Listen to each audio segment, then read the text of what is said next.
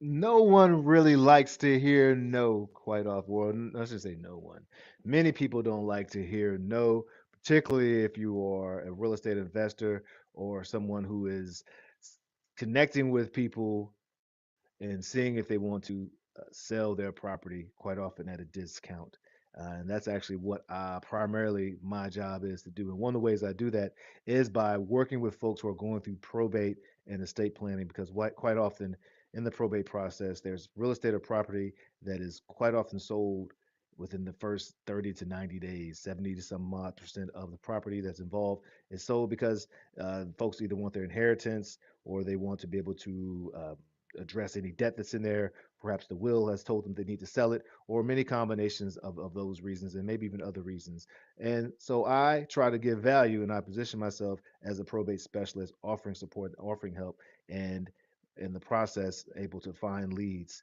And I hear no quite often. I hear objections quite often. And it's not always fun at first, but as I continue to gain skills and to grow as a sales uh, in my sales skills, in my communication skills, in my negotiating skills, I've come to understand that actually hearing no is the start of the conversation. And hearing no can be a great opportunity to continue to dig deeper and to find out if there's any value that can be added. So hearing no and actually looking and seeking no can be very powerful.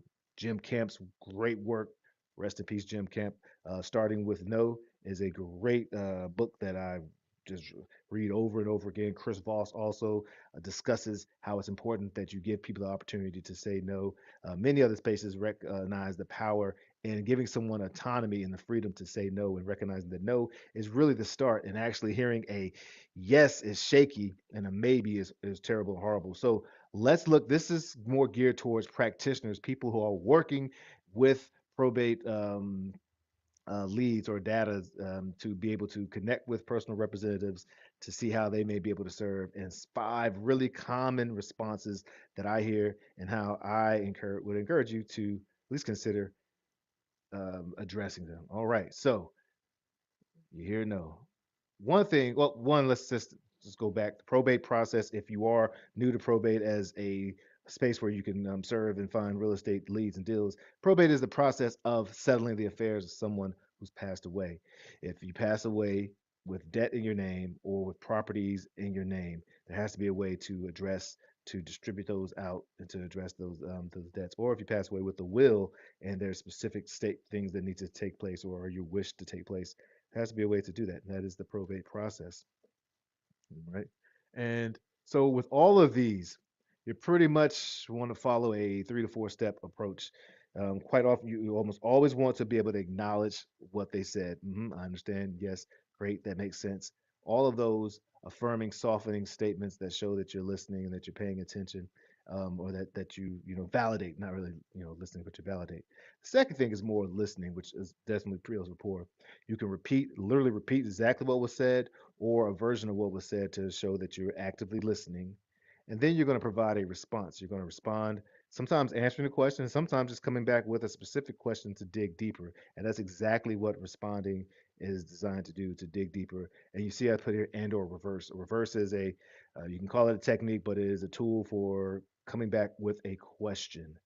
This question, hopefully, is most often best suited to be an interrogative, open-ended question. It begins with the noun: who, how, what, as opposed to a yes or no question: is, does, can, as opposed to starting with a verb, which leads to more of a yes or no and is doesn't necessarily allow you to dig as deeper. Um, and they're designed to continue to help. You have to situate your conversation in the world of the prospect, in the other person's world. And so asking those interrogative, open-ended questions allows you to do that and allows them to see a vision of their challenges, their struggles, their pains, or lack thereof, and give them a picture of what they may need or may not need. And you can spend a lot more time being efficient and a lot more time being able to find value that you actually can present.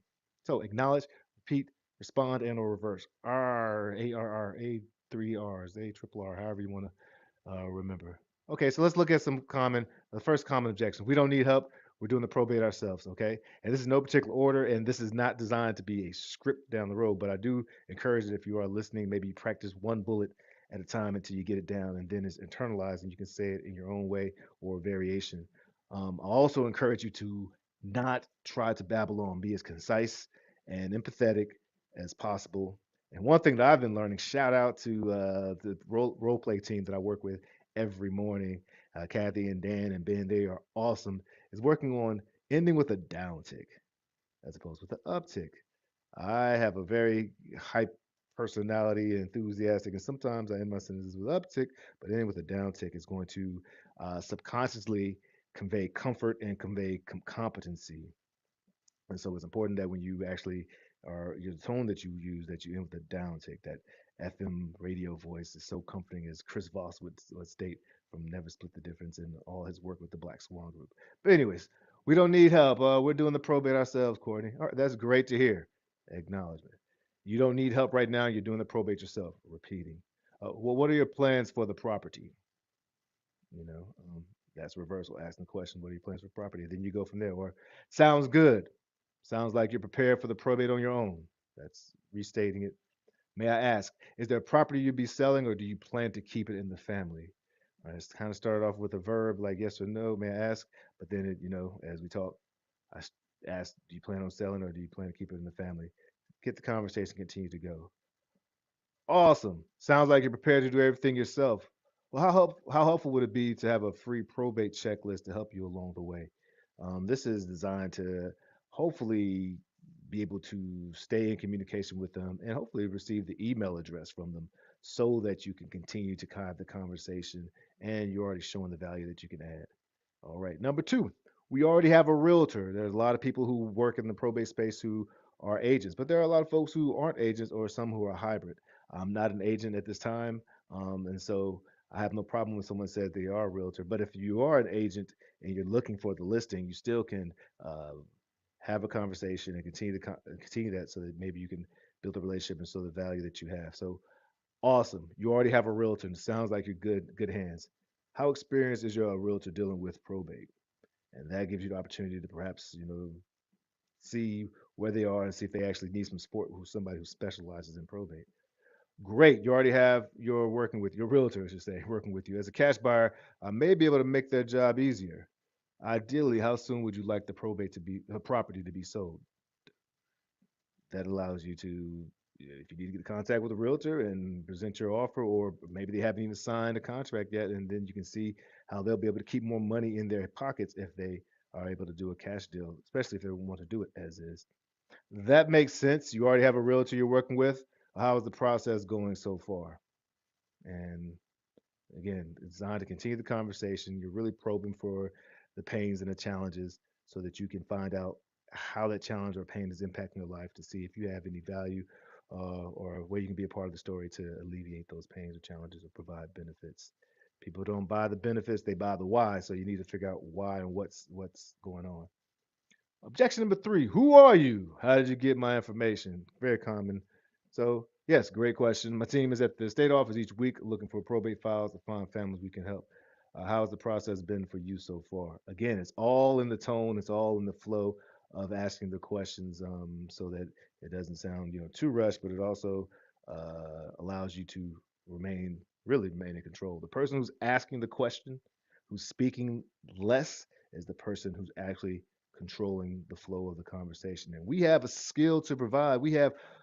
It's like our duty to come help folks in these situations. So we need to be able to steer them in the right direction. And those the way we change the rotor is with the questions. Good question. I'm Courtney with the State Pro Service. We use public records to find people who may need help with real estate going through probate. How are you involved? How are you involved in the state of now? That's a yes or no question. So maybe I should change that, but I like that because then it allows you to move on to another question. All right, well, will there be real estate that you'll be working with if you want to have the direct real estate approach? There's different approaches. Concierge service, where you're providing service, get direct to the real estate, or it really depends on what where you want to how you want to frame yourself. Well, I apologize if I caught you off guard. I'm a probate specialist. I access public data to check on people who may need help with probate. So, what are some of the biggest challenges you're facing so far? You face so far. All right. Objection number two: we have an attorney now. This is one I hear quite often. That's great. Many of my clients that I work with have attorneys, and I found and I found it's very helpful on the non-legal side of probate. For example, what are your plans for the property? Or great, you already have an attorney. How has your experience with your attorney been so far? Again, that's some people have attorneys who don't necessarily specialize or do 1 or 2 probates every 2 years, and there may be some challenges, or maybe they haven't communicated with them. You might be able to provide some support and again open the door to have that conversation about the real estate. Awesome, you already have an attorney. How is the attorney supporting your probate needs, your property needs? That's a little worded, a little awkward, but I was trying to really get in and out. But how is the attorney supporting your property needs? Yeah, I like that. I like it. How's it going with? Yeah, that's basically asking about how is the attorney helping you sell the property.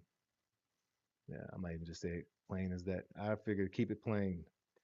Number five, we will call if we need anything. Don't call me, I'll call you.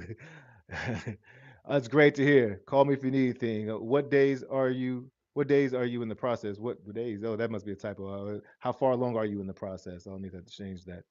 How far along are you in the process?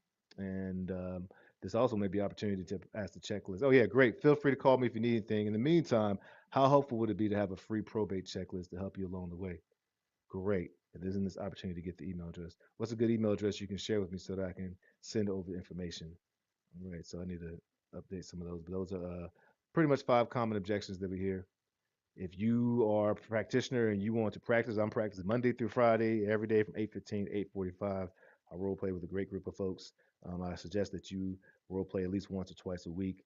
Don't necessarily practice on these leads. They're valuable folks who need support, need help. So you need to bring as best you can your best prepared self to it.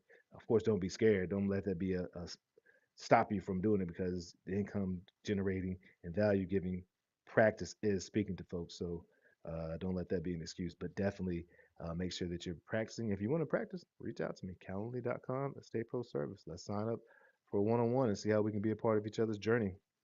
Other than that, this is Courtney Rollins with the State Pro Service in the Life and Transitions Experts Podcast. That's LITE. Let your light shine.